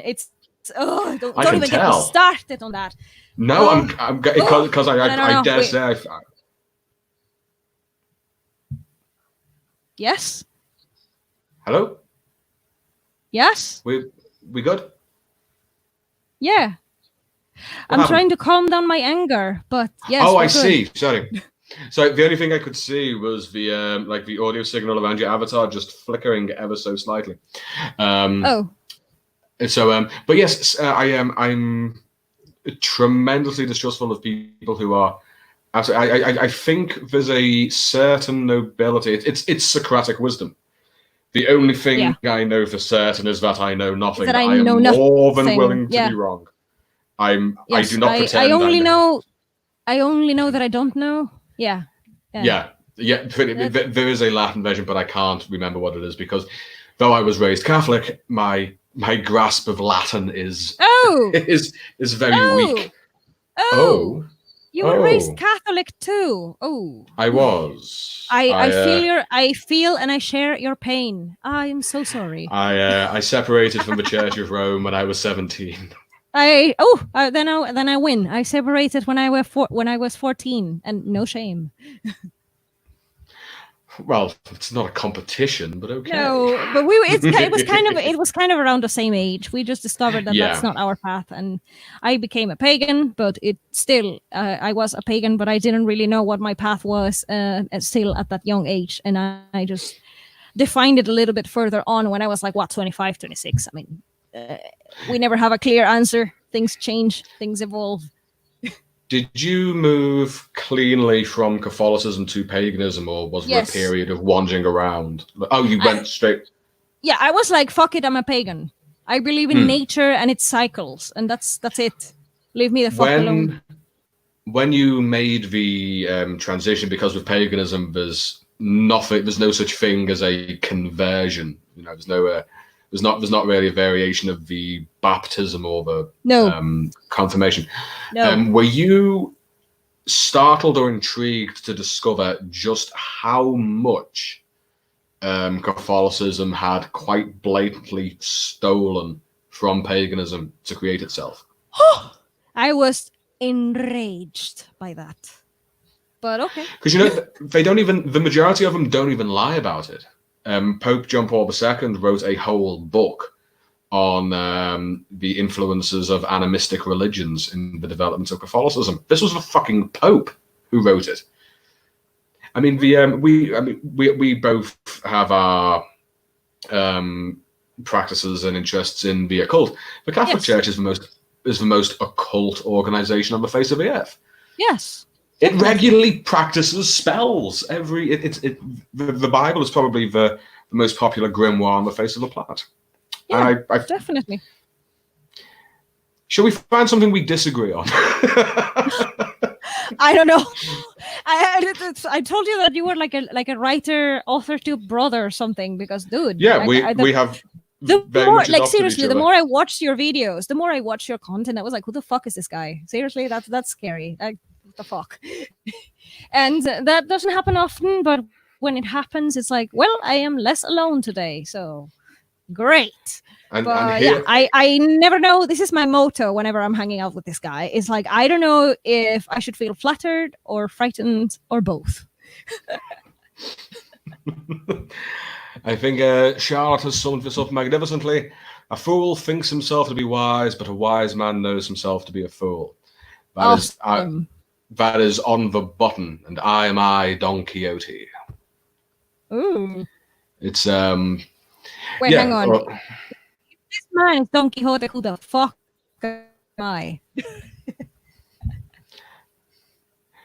It's a big world. We can both be Don Quixote. It's okay. Rocinante is a big enough horse.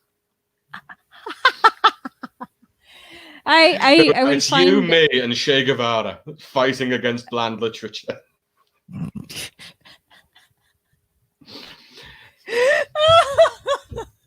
I don't think AuthorTube fan fiction exists, but if it does, I hope someone does that.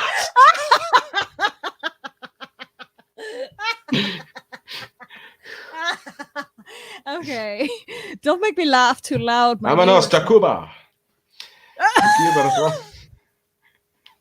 to tilt at windmills in Cuba.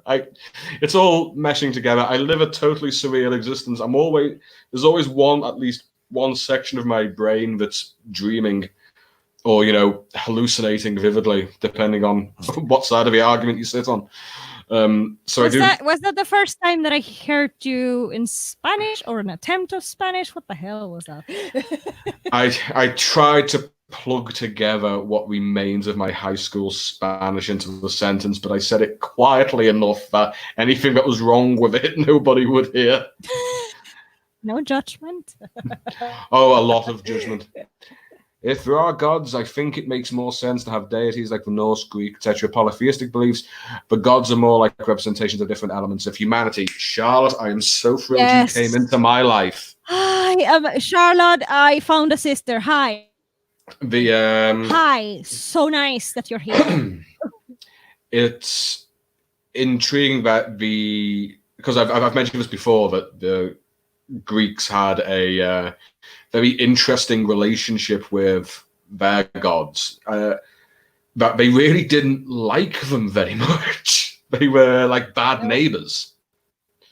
But I think a polytheism, such as you get in various pagan religions, that is animistic in its lowest point and perhaps more abstract in its highest point, is if you are so inclined towards gods, is probably healthier, because it allows a wider range of thought. If you take a monotheism, it's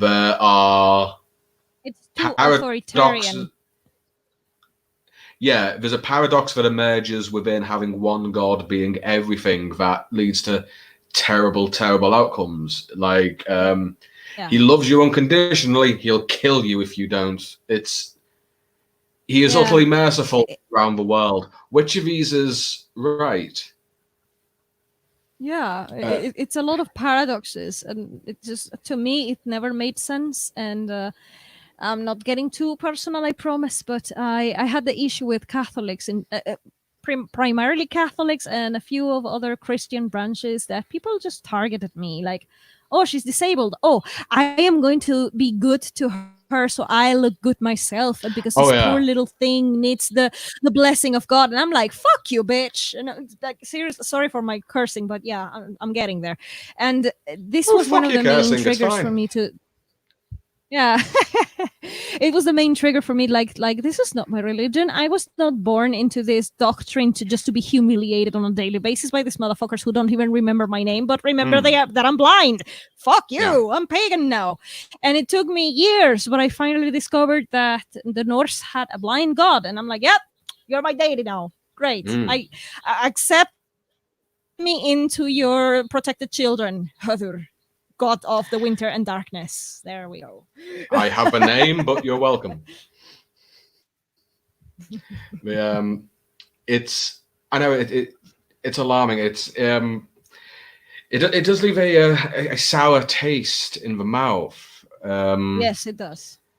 I mean, there's a terrible hypocrisy to it, and an immorality to it. I mean, we just had Kant's categorical imperative of what makes a good action a good action.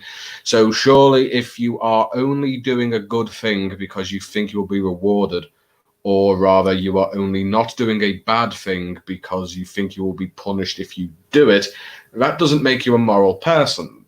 That makes you someone who is being blackmailed. Yeah, and that's one of the strongest bases, like it's one of the pillars of Catholicism. So I was like, seriously, what the hell is this? It's oh yeah, and like I say, it's the greatest occult organization on the face of the earth. It's okay, this is going to go a little bit round the houses, but you may see what I mean. In fact, of course, you will absolutely see what I mean. It's you. Here's the real problem with Harry Potter. If it had any interest in real magic, Hogwarts would look like the Vatican. Yes. That's what it would be like. Yes. Okay, you can preach. Go on. I'll mute myself. No, I'm kidding. I say this as somebody who was being set up for the priesthood from childhood. Oh. And I'll tell you what, nothing will make you an atheist faster. It's the only thing me and Stalin have in common. Actually, there's a really funny story that because Stalin, back before he was Stalin, was sent off to a seminary to train to be a priest in the Russian Orthodox Church, and needless to say that didn't happen. So the two Russian revolutions, the Russian Civil War, he climbs up the ranks, he waits for Lenin to die, he takes out Trotsky, he sets himself up as the General Secretary and Premier of the Politburo of the United States, I can't remember what it is, of the USSR anyway. And he does all of this with blood and slaughter and iron and creates the template for the other great superpower of the 20th century. And his mother said to him on the day of his first address to Red Square was, "Joseph, if you hadn't have started this politics nonsense, you could have been a bishop by now." The shit people do to impress their parents. Oh my god. Oh, oh, yeah, that's exactly what I'm writing about.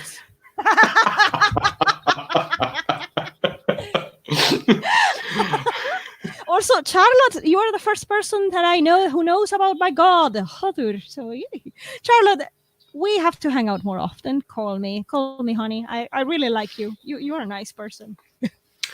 Of course, the use of gods in magical rituals is important. I've read about an awful lot of people who make their own.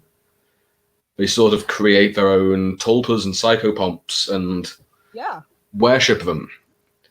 Interesting. Yeah, I've tried it. It's weird. It has very odd effects.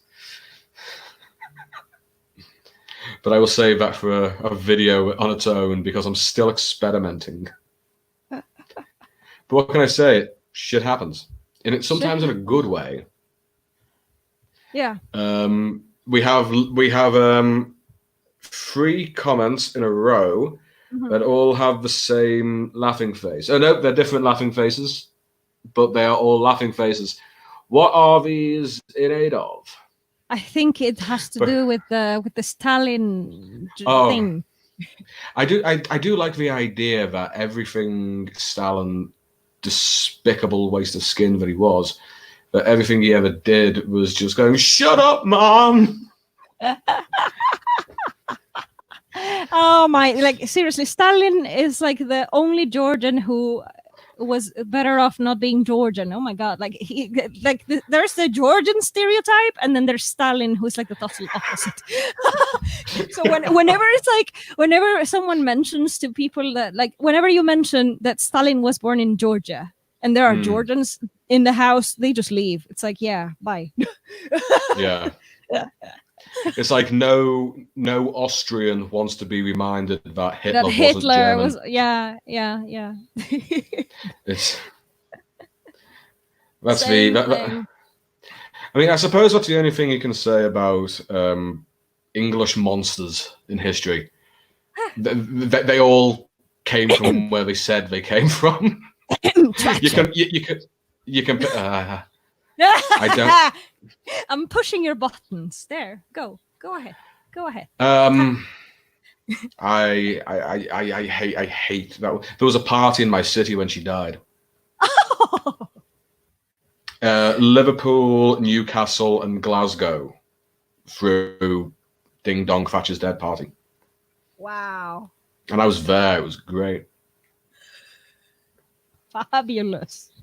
I hate. Oh, I was born in the rubble she left behind. It was, and we're living with a ghost. The woman was a political vampire. She descended on the country in the dark, drained it of its blood, and turned it into something unholy. And now, little by little, over literally my lifetime, the finer attributes of my country and culture, and there weren't that many, let's be honest, have been sacrificed on the high altar of neoliberal crony capitalism. Now, I don't really care if someone's a capitalist. It's a perfectly legitimate form. It's the crony stuff where corporation runs government that is driving my cult and devotion. So before very long, I will be the last Briton because they've all gone insane. I hated her, and I hated Ronald Reagan, but I hate Ronald Reagan less now, since it became apparent that he was suffering from what we now know to be early onset Alzheimer's. That man should not have been left in office. He was clearly unwell, but Thatcher was a monstrosity of a human being. Yeah. This is something that a lot of people don't think about when they are doing world building, by the way, like this political aspects. Like they don't really think about Harry Potter again, but yeah, they don't really think about these things. And I think this is where I fail as well. So I'm going to be consulting you for this kind of observations, because a political I will help in any way I can. I'd be delighted to. Because I don't want to be, I don't want to fall into that category, because I totally see it in books that people don't really go into depth. They go in depth about culture and language and magic systems and hard magic and soft magic and this magic and that, but they don't really think about socioeconomics when they are building a world, and that makes the story a little bit more empty, because that's a big influence in human society on a daily basis. So yeah. Oh yeah, it's the smallest things can change everything. I mean, let's use an example. We'll use the example of Margaret Thatcher, because it's because we hate her. we were already talking about it. Right? She was, when she became leader of the Conservative Party had a nightmare of a time through the 50s, 60s, and 70s. It had either been total catastrophe, or they were scandal ridden. They were incompetent. They couldn't get a break. Two Conservative prime ministers, one after the other, had to resign. One because of an illegal fucking invasion, the other because of a sex scandal in his cabinet that he tried to cover up. Anyway, Ted Heath was just utterly. In 1972, there were 3 general elections, just flipping around. So they were desperate for any leader that wasn't one. So they ended up choosing Margaret Thatcher, who was a backbench crank. They chose her as leader for the really hypocritical reason that she was a woman, and it would show them to be a forward-thinking party. And they had this idea that by electing a woman as leader, they could pull her strings. Boy, fuck me. I hate the woman, but Christ, but boy, did they back the wrong horse. Anyway, the only reason, because don't forget, she did not win a landslide in 1979. She became prime minister for the simple reason she was not Jim Callaghan. Because Jim Callaghan, who had inherited the Labour premiership from Harold Wilson, was in a really bad position financially. You've probably heard of the winter of discontent at the end of the 70s. In Liverpool, in my city, the grave diggers went on strike. It was that bad. So the dead weren't getting buried. It was the industrial disputes were that bad. And I just realised that since I've started talking politics, the viewer count is dropping off. Oops. But now remember, we had some people that had to go. Remember that. Yeah, that's true. And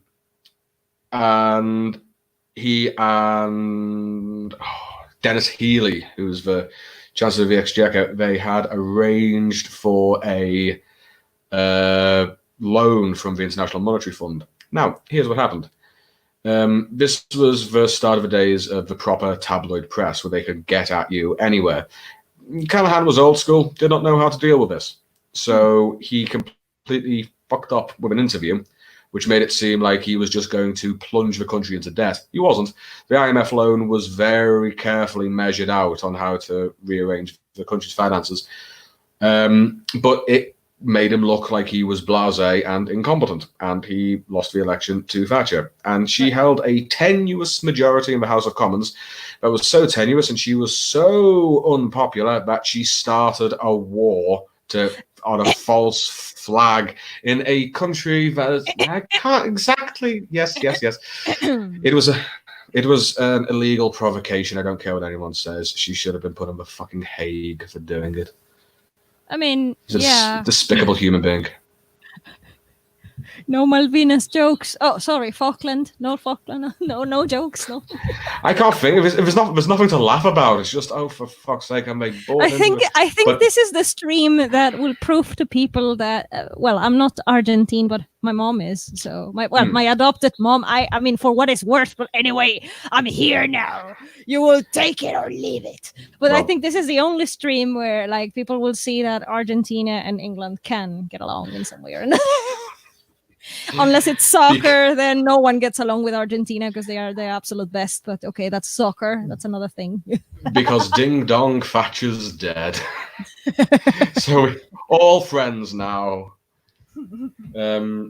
Yeah, I think I don't think the England football team has been good in my lifetime. No, I'm sorry to say, but no. I think they're just good enough to get people's hopes up and then dash And them then- immediately. And then But I don't follow it. Right, we have. I like to see like the Norse mythology fandom in the comments. By the way, I'm not ignoring you. I'm looking at you, and is so nice. nice. But this has got my blood boiling. So just before we go on the subject of the tiniest thing in politics changing everything, Yes, can I get on my high horse one more time? of course you do. It's your stream. Well, yeah, but you're my friend and my guest, so it's only polite. So I am, given the fact that I'm from Liverpool in the north of England and I celebrated the death of Margaret Thatcher, my politics should be pretty clear to anyone who's paying attention. So, not a word was said. There is this. It's odd that on either side of the Atlantic they seem to pair up. So Thatcher had Reagan, and over here Bill Clinton was in the White House and Tony Blair was in Downing Street, and they both had this new progressivism, which was ultimately just neoliberalism. Now, here's the thing: in this country, the PLP, the majority of the Labour Party, insist that Tony Blair was the best thing that ever happened to the left in England. He wasn't. He's centre right. He wasn't left. But anyway. That he saved the country and he rebuilt it. And all this. No, it's a lie. And it's a very, very obvious lie, because here's how the tiniest thing can change. There was no way Labour was not going to win the election in 1997. The leader of the Labour Party at the time was a man called John Smith. That is not a joke. That was literally his name. Little old Scottish dude. Died of a heart attack in 1994. Tony Blair is elected as leader of the Labour Party and inherits all the work that Smith had already done to turn the party around. And also, you couldn't not beat the Conservative Party in 1997. They'd collapsed. They'd caused two major financial disasters. There was scandal in the cabinet again. John Major was not going to win. It was that bad for the Conservatives that you could have taken me, who was at the time of the election 4 years old, put a red rosette on me, said I was Labour leader, and I would have become Prime Minister in 1997. Just the death of John Smith when he died won Labour maybe 30 seats more than they would have done otherwise, but it completely altered the political landscape of the country because one particular leader didn't listen to his doctor. Wow. It really is, and we are living in this wasteland now because there is no opposition. There isn't. Any attempt at an opposition in this country is, you know what? I'm not going to get into this. I'm not going to do this. Well, people Because in the comments are following, and they seem to enjoy I it. am in very, very real pain over the state of my country. I think the only thing that I can do is become Prime Minister myself and fix the fucking thing. Right. They allow you to, because that's another. But that's a thing for another day, I guess. Yeah, I'm going to try and find a way to combine sorcery and politics. That's going to be dangerous. Well, it worked for Merlin. And it worked for Dr. John Dee. Right, let's just go through these before we. Yeah, definitely. Right, Sean says, "Gotta love a leader that starts towards distract from their own incompetence. How much people hate them." Yeah, it's a funny old world. It seems to be a very popular tactic. It's, I mean, fuck it, it works. I mean, we can complain all we like, but it works. I mean, do you remember the days? I don't know if you can still do it, but when YouTube was a little older, and you could get really good views by starting beef with another YouTuber. That's just a micro false flag policy. Can you still do that? You can still do that. I mean, did you forget about the author to stuff that happened just last year? You flatter me by thinking I'm someone who pays attention to anything that's going on around them. I mean, with that intellect and brain, I expected that you knew. But okay, I'm just informing you that tactic still happens. Yeah, I know. I can believe it. It gets you views, it gets you clicks, it gets you ad revenue, or at least gets traffic to your website. I can totally believe it. No, I very much hold my own little island here. Superhender says, yes, a lot of it is about the politics, excuse me, but how the magic and gods play a part in the politics. That's true. I mean, the incitement of particular deities just in democracies in our own country would be a testament to that. If you push that into a fantasy setting, you get a different breed altogether.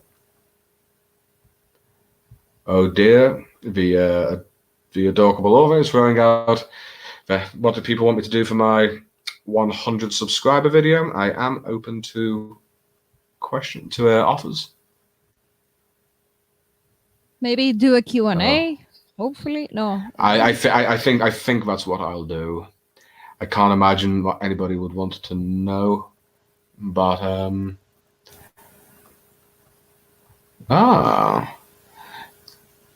Trinity is born in 1997. Hail 90s child. Class of 1992 here. Yeah, 1991 for me. We are all together. Yeah. When you think about all the shit that we've been through before the age of 30, it's ridiculous. Yep, oof. That's what I took out of this. Easily distracted by imagining 4-year-old. What now? Hey, I was adorable once. I was a beautiful little blonde curled boy. I was never adorable, and I have no shame. Those two things are not mutually exclusive, but I'll take it. I have always been a creepy child. That's there are reasons why I never show my face, and I'm just gonna leave it at that. I will show my face on Halloween, so everybody will be spooked, and they will think it's a disguise. Hey, that's my joke. You get your own. It's like a Quasimodo at the Feast of Fools, where we try to pull his mask off and it doesn't come. No, literally. Okay, I have had people tell me, "Where did you get your contacts?" And I'm like, "Contacts? Okay." Oh. Yeah, the contact, no, hang on, quotation marks. The contacts aren't the problem. It's the glowing one in the middle of your forehead that really puts them off. Yeah. Yeah. Good point. Who wants to start a feud for views? You heard it here. You heard it here first, folks. I mean, we literally have our revolution manifesto here, so yeah, definitely this has to generate more views and clicks and controversies. This is it. This is where we are.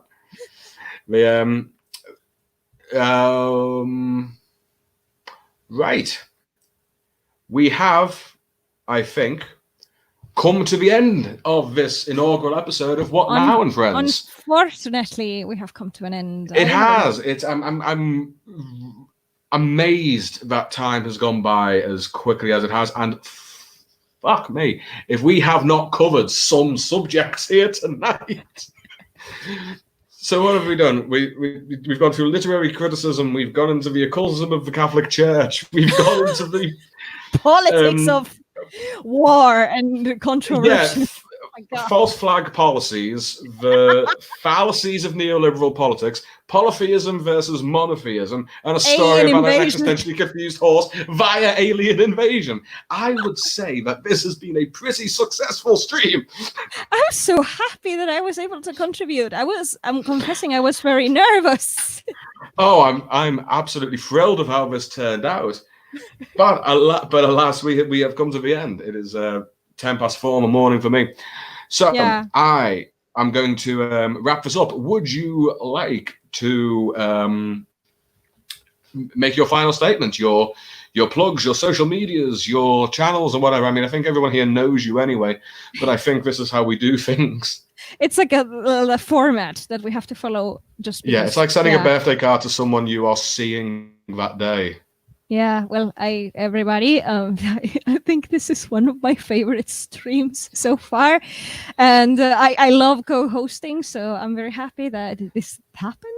So thank you, everyone. I am Dal Cecil Runo, the partially blind alien from Andromeda, who is an own voices author. I have a YouTube channel. You can find it very easily, and I also have Twitter, Instagram, and Facebook, so you can totally go and DM me and send me to hell if you feel like. Yeah, I'm very easy to find. And if you haven't subscribed to this fella here, go fix that right now, or else you're gonna have a flying saucer out your window, and I'm gonna make sure you do. And so thank you for having me. I come in peace.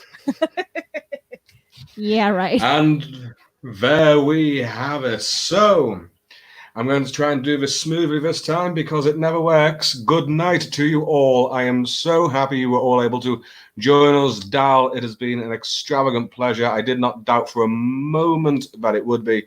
I hope very much you will join me again and we can do this at least once more. Oh, if you're going to invite me again, I'm delighted. I'm having you back. Don't you worry. You do have a queue, though. You do have a queue, so I'm going to make sure that but we will come round again. Yeah, but we will come. I'm so delighted. Thank you for that. Oh, no, thank you. So, without further ado, ladies and gentlemen, brothers and sisters, friends and comrades, all, this has been What Now and Friends. Can I do this smoothly? Good evening.